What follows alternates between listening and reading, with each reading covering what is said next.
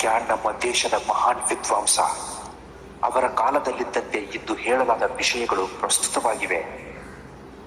ಅವರು ತಮ್ಮ ಪಾಂಡಿತ್ಯ, ಬುದ್ಧಿವಂತಿಕೆ ಮತ್ತು ಸಾಮರ್ಥ್ಯದಿಂದಾಗಿ ಭಾರತೀಯ ಇತಿಹಾಸದ ಹಾದಿಯನ್ನು ಬದಲಿಸಿದ ಮಹಾನ್ ವ್ಯಕ್ತಿ.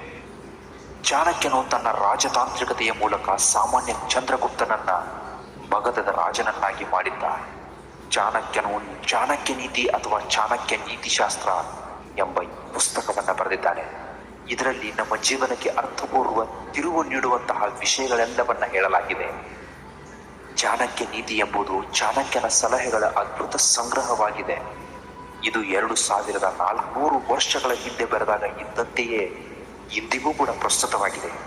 ಆ ಕಾಲದಲ್ಲಿ ಚಾಣಕ್ಯ ಬೋಧಿಸಿದ ವಿವಿಧ ಸಿದ್ಧಾಂತಗಳ ಬಗ್ಗೆ ಅದು ಹೇಳುತ್ತೆ.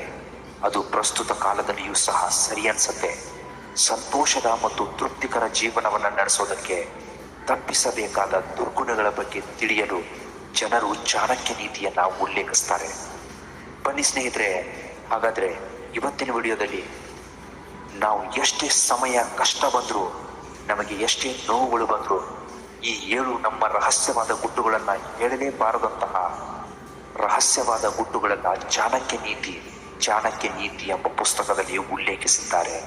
ಬನ್ನಿ ಹಾಗಾದ್ರೆ ನಾವು ರಹಸ್ಯವಾಗಿ ಇಡಲೇಬೇಕಾದಂತಹ 7 ಗುಟ್ಟುಗಳು ಯಾವುವು ಅಂದ್ರೆ, ಮೊದಲನೇದಾಗಿ ಕುಟುಂಬದಲ್ಲಿರುವ ಗುಟ್ಟುಗಳು. ಹೌದು ಸ್ನೇಹಿತರೆ, ನಮ್ಮ ಕುಟುಂಬದಲ್ಲಿ ಅದೆಷ್ಟೇ ಸಮಸ್ಯೆಗಳು ಬಂದರೂ, ಅದೆಷ್ಟೇ ಸಂಕಷ್ಟಗಳು ಬಂದರೂ, ಅದೆಷ್ಟೇ ಮನೆಯಲ್ಲಿ ವಾದ ವಿವಾದಗಳು ಜಗಳಗಳು ನಡೆದರೂ, ನಮ್ಮ ಒಳಗಿನ ಗುಟ್ಟುಗಳು, ನಮ್ಮ ಮನೆಯಲ್ಲಿರುವ ನಮ್ಮ ಕುಟುಂಬದಲ್ಲಿರುವ ಮನಸ್ತಾಪಗಳು ನಮ್ಮ ಮನೆ ಬಿಟ್ಟು ಬೇರೆ ಕಡೆ ಹೋಗಬಾರ್ದು. ಅಂದ್ರೆ ನಮ್ಮ ಕುಟುಂಬದಲ್ಲಿರುವ ಗುಟ್ಟುಗಳನ್ನ ನಾವು ಯಾರ ಮುಂದೆನೂ ಅಪ್ಪಿತಪ್ಪಿಯೂ ಬಾಯಿ ಬಿಡಬಾರ್ದು. ಇದರಿಂದ ನಮ್ಮ ಕುಟುಂಬದ ಮಾನ ಮರ್ಯಾದೆ ಬೀದಿ ಪಾಲಾಗೋದ್ರಲ್ಲಿ ಯಾವುದೇ ಸಂದೇಹ ಇಲ್ಲ ಅಂತ ಚಾಣಕ್ಯ ನೀತಿಯಲ್ಲಿ ಉಲ್ಲೇಖ ಆಗಿದೆ. ಇನ್ನು ನಾವು ಬಚ್ಚಿಡಲೇಬೇಕಾದಂತಹ 2ನೇ ರಹಸ್ಯ ಗುಟ್ಟುಗಳು ಏನು ಅಂದ್ರೆ, ನಮ್ಮ ಮನಸ್ಸಿನಲ್ಲಿರುವ ಮಾತುಗಳು. ಸ್ನೇಹಿತರೆ, ಪ್ರತಿಯೊಬ್ಬರಲ್ಲೂ ಒಂದು ಕನಸಿರುತ್ತೆ, ಪ್ರತಿಯೊಬ್ಬರಲ್ಲೂ ಒಂದು ಗುರಿ ಇರುತ್ತೆ. ಹಾಗೆ ನಮ್ಮ ಮನಸ್ಸಿನಲ್ಲಿರುವ ಮಾತುಗಳು ಆ ಗುರಿಯನ್ನು ತಲುಪುವಂತಹ ಕೆಲಸ ಮಾಡ್ತಾ ಇರುತ್ತೆ. ನಮ್ಮ ಮನಸ್ಸು ಯಾವುದೇ ಕಾರಣಕ್ಕೂ ನಮ್ಮ ಮನಸ್ಸಿನಲ್ಲಿರುವ ಮಾತುಗಳನ್ನು ಬೇರೆಯವರಿಗೆ ಅಪ್ಪಿತಪ್ಪಿಯೂ ನಾವು ಹೇಳಬಾರ್ದು. ಹಾಗೊಂದು ವೇಳೆ ಹೇಳಿದ್ದೇ ಆದಲ್ಲಿ ನಮ್ಮ ಮನಸ್ಸಿನಲ್ಲಿರುವ ಮಾತುಗಳು ಹೊರಗಡೆ ರಟ್ಟಾಗತ್ತೆ. ಅದರಿಂದ ನಮ್ಮ ಮಾನ ಮರ್ಯಾದೆ ಹೋಗುತ್ತೆ. ಇನ್ನು 3ನೇ ರಹಸ್ಯವಾದ ಗುಟ್ಟು ಏನು ಅಂದರೆ, ನಿಮ್ಮ ಸಾಮರ್ಥ್ಯದ ಬಗ್ಗೆ. ಹೌದು ಸ್ನೇಹಿತರೆ, ಮನುಷ್ಯನ ಸಾಮರ್ಥ್ಯ ಯಾರಿಂದನೂ ಅಳೆಯೋಕ್ಕಾಗಲ್ಲ. ನಮ್ಮ ಸಾಮರ್ಥ್ಯ ನಮಗೆ ಮಾತ್ರ ಗೊತ್ತಿರುತ್ತೆ. ನಾವು ನಮ್ಮ ಮೇಲೆ ನಂಬಿಕೆ ಇಡಬೇಕೇ ವಿನಃ ಬೇರೆಯವ್ರ ಮೇಲೆ ಅಲ್ಲ. ಅದೇ ರೀತಿ ನಾವು ನಮ್ಮ ಸಾಮರ್ಥ್ಯದ ಮೇಲೆ ನಂಬಿಕೆ ಇಡಬೇಕೇ ವಿನಃ ನಮ್ಮ ಸಾಮರ್ಥ್ಯದ ಬಗ್ಗೆ ಬೇರೆಯವರ ಹತ್ರ ಮುಗಿ ಓದಬಾರ್ದು.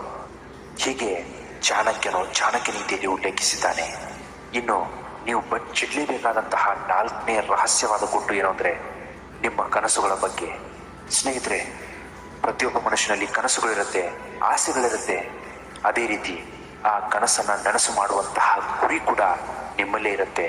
ಅದನ್ನು ಯಾರ ಮುಂದೆನೂ ಬಾಯಿ ಬಿಡದೆ ನಿಮ್ಮ ಕನಸುಗಳನ್ನು ನೀವು ನಿಮ್ಮ ಮನಸ್ಸಿನಲ್ಲಿ ಇಟ್ಕೊಂಡು ನೀವು ಮುಂದೆ ಸಾಗಬೇಕು ಅಷ್ಟೇ.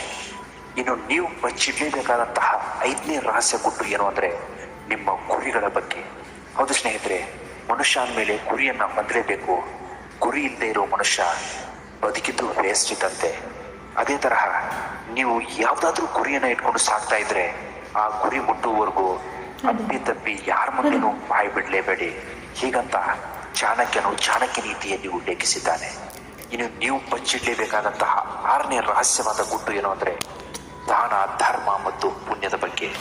ಹೌದು ಸ್ನೇಹಿತರೆ, ನೀವು ಮಾಡುವಂತಹ ದಾನ, ನೀವು ಮಾಡುವಂತಹ ಧರ್ಮ, ನೀವು ಮಾಡುವಂತಹ ಪುಣ್ಯ ಕರ್ಮಗಳ ಬಗ್ಗೆ ಯಾರ ಮುಂದೇನೂ ಯಾವತ್ತೂ ಮಾತಾಡೋದಕ್ಕೆ ಹೋಗಬೇಡಿ. ಅದು ಒಂದು ರೀತಿ ನಿಮ್ಮತನದ ಬಗ್ಗೆ ನೀವೇ ಪುಂಗಿ ಊದಿದ ಹಾಗಾಗತ್ತೆ. ಸ್ನೇಹಿತರೆ, ಇನ್ನು ನೀವು ರಹಸ್ಯವಾಗಿ ಇಡಲೇಬೇಕಾದಂತಹ 7ನೇ ಗುಟ್ಟು ಯಾವುದು ಗೊತ್ತಾ? ನಿಮ್ಮ ಅವಮಾನಗಳ ಬಗ್ಗೆ. ಸ್ನೇಹಿತರೆ, ನಿಮ್ಗೆ ಯಾರಾದರೂ ಅವಮಾನ ಮಾಡಿದ್ದಾರಾ? ಮಾಡಲಿ. ನೀವು ಯಾವತ್ತೂ ಆ ಅವಮಾನಗಳಿಗೆ ಹೆದರಿ ಬದುಕಬೇಡಿ. ಆ ಅವಮಾನಗಳನ್ನು ಮೆಟ್ಟಿ ನಿಂತು ಬದುಕಿ. ಅದೇ ಚಾಣಕ್ಯ ನೀತಿಶಾಸ್ತ್ರದಲ್ಲಿ ಹೇಳುವಂತಹ ನಿಮಗೆ ಉಪದೇಶ ಆಗಿದೆ. ನಿಮ್ಮ ಅವಮಾನಗಳ ಬಗ್ಗೆ ನೀವು ಯಾರ ಮುಂದೆನೂ ಬಾಯಿ ಬಿಡಬೇಡಿ. ಅರ್ಥಾತ್ ನಮಗೆ ಅವಮಾನ ಆಗಿದೆ, ನನಗೆ ಅವರು ಅವಮಾನ ಮಾಡಿದ್ರು, ನನಗೆ ಅವರು ಮೋಸ ಮಾಡಿದ್ರು ಅಂತ ಅವ್ರಿವ್ರ ಬಗ್ಗೆ ನೀವು ನಿಮ್ಮ ಬಗ್ಗೆನೇ, ನಿಮ್ಮತನದ ಬಗ್ಗೆನೇ ಅವಮಾನ ಮಾಡಿಕೊಂಡು ಬೇರೆಯವ್ರ ಹತ್ರ ನೀವು ಒಬ್ಬ ಅಸಹಾಯಕ ಅಂತ ತೋರಿಸ್ಕೋಬೇಡಿ. ಹೀಗೆ ಚಾಣಕ್ಯ ನೀತಿಶಾಸ್ತ್ರದಲ್ಲಿ ನಿಮ್ಮ ರಹಸ್ಯವಾದ 7 ಗುಟ್ಟುಗಳನ್ನು ಯಾರ ಮುಂದೆನೋ ಅಗ್ನಿತಮ್ಮಿಯು ಬಾಯಿ ಬಿಡಬೇಡಿ ಅಂತ ಉಲ್ಲೇಖಿಸಿದ್ದಾನೆ. ಇಂತಹ ಮತ್ತಷ್ಟು ಮೋಟಿವೇಶನಲ್ ವಿಡಿಯೋಗಳಿಗೋಸ್ಕರ ನಮ್ಮ ಚಾನಲ್ ನೀವು ದಯವಿಟ್ಟು ಸಬ್ಸ್ಕ್ರೈಬ್ ಮಾಡ್ಕೊಳ್ಳೋದನ್ನ ಮಾತ್ರ ಮರಿಬೇಡಿ. ನಮಸ್ಕಾರ, ಎಲ್ರಿಗೂ ಒಳ್ಳೆಯದಾಗಲಿ.